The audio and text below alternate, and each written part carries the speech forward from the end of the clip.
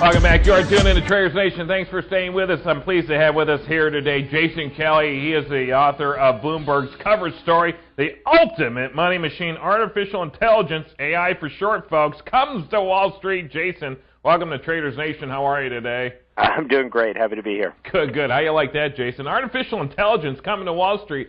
Oh, I don't know about that. Is that trouble? Who's doing it? What's going on? Well, excuse me, we're basically seeing it in a number of places. We're seeing it in some of the prop trading desks of some of the big firms. Lehman Brothers was one that we highlighted in the article. Yeah. Clearly it's happening up and down Wall Street. The most interesting place it's happening, and obviously the hardest to crack, is a lot of the hedge funds who have gone to many of the top universities. Carnegie Mellon has a great AI program, yeah. UPenn, MIT, and they're plucking PhDs out and trying to create what we referred to as we were doing this story as really what's beyond quant. Right, right. All right, now you mentioned Lehman Brothers Holdings, of course. What they're trying to do is they're trying to teach a computer to think like a Wall Street trader. Are they successful at that or partially successful? How far along are they, do you know? They are partially along the way, and some of the most interesting things that are happening inside the universities, you know, as they have a little bit more of a luxury to test things. Sure. I mean, the nice thing about Wall Street is obviously there are huge amounts of data out there. Yeah. So there's a lot of data that they can play with. The other thing that they can play with, and this is where some of the more interesting and kind of crazier innovations are around natural language processing.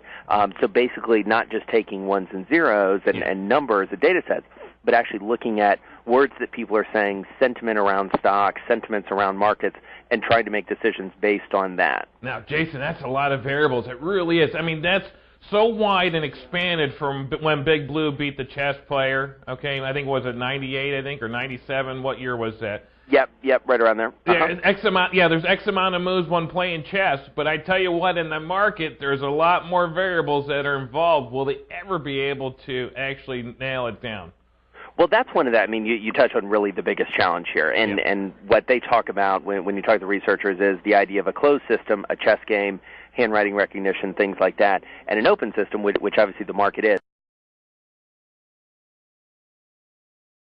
All right, now how is the AI, if successful, how's that going to change the world? Here's a good thinking about. Here's something good about this is that what if it does change the markets, which I think will be a problem because to be a winner, somebody has to lose. If there's a lot of winners out there, that's going to really offset how the market plays, right? Well, it will. I mean, you know, as the people that I talk to for this story, I mean, they're all interestingly. I mean, they're all nerds, delightfully so. Yeah. But they are also, you know, they're big believers in the market as well. Yeah. And I mean, essentially, as these things become more pervasive.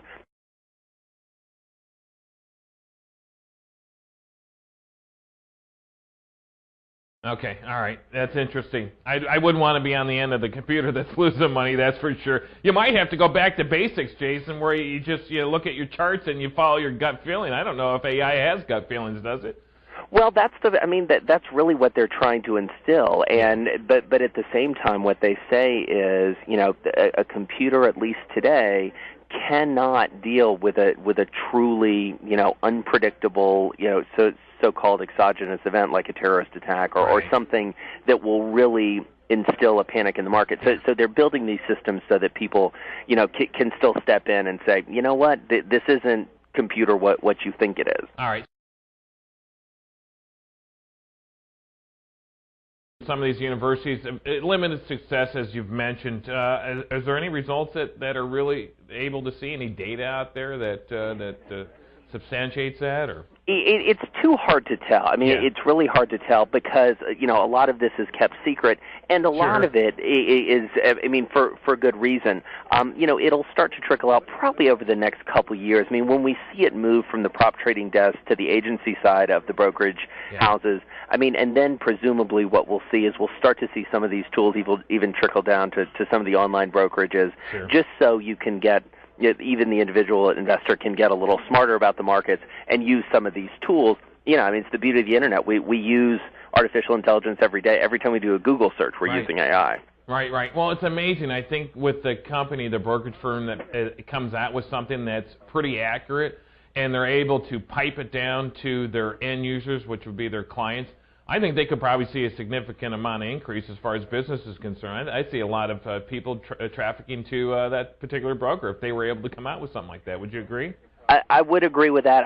It certainly seems that it's something that they will work hard to do, and it would be, look, I mean, it'd be a great branding type event, and if they can, I mean, to your point, really quantify the returns that they're able to get from this, that would be impressive to a lot of people. Now, Jason, with your discussions with everybody that's involved in AI, is there any significant changes in AI since, let's say, 10 years ago to what's being currently used today? Obviously, CPU and things of that nature have changed hardware.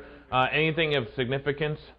Well, the biggest thing that changed, I mean, you mentioned just the computing power, the processing speed, the idea that Intel now has a processor that can calculate, 1 trillion calculations a second. I mean, that obviously changes the nature of what they can do, the amount of data that they can attack at any given time. Right. The major change in the AI world has been essentially going away from this idea of creating a HAL 9000 or creating a really smart machine that can do everything, and basically having researchers narrow their research to pick their spot. So looking, spending time on what they call machine learning, which is really learning from the experiences of, say, a market by looking at lots of data sets over time, by looking at huge amounts of data that you or I could never have the time in multiple lifetimes to look at. And then also narrowing down, I mentioned earlier, natural language processing. That's a huge area, but it's a very specific area of using AI to understand human language, to be able to parse language in context so that if I say, for instance, wow, that's a really good stock, and I'm being sarcastic, a computer needs to be able to understand, tonality and sarcasm. That's exactly. Right. That's right. All right. So in their studies, which markets are they studying? The Dow? Are they studying all of them? Or does it expand outside of that, foreign markets, or what? It's all over the place. I mean, equities are an interesting, equities obviously have the most data, so they're very attracted to that. These guys will not look at anything where there's not enough data to really satisfy the criteria to help them understand what will be a good strategy. It's the garbage in, garbage out theory. You need to have good data on one side. So the bigger markets is what they'll tackle first.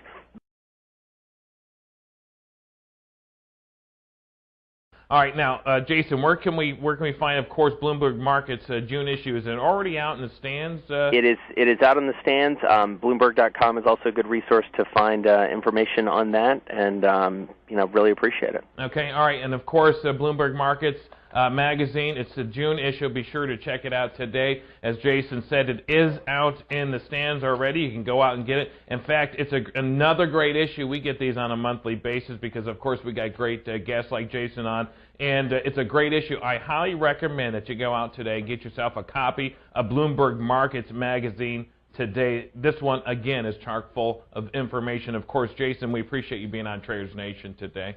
Thanks so much. I enjoyed it. You're more than welcome. Jason Kelly, Bloomberg Markets June issue. Of course, he is the writer of The Ultimate Money Machine. Artificial intelligence comes to Wall Street. Artificial intelligence comes to Wall Street. That's interesting. AI for short. And, of course, get a copy today.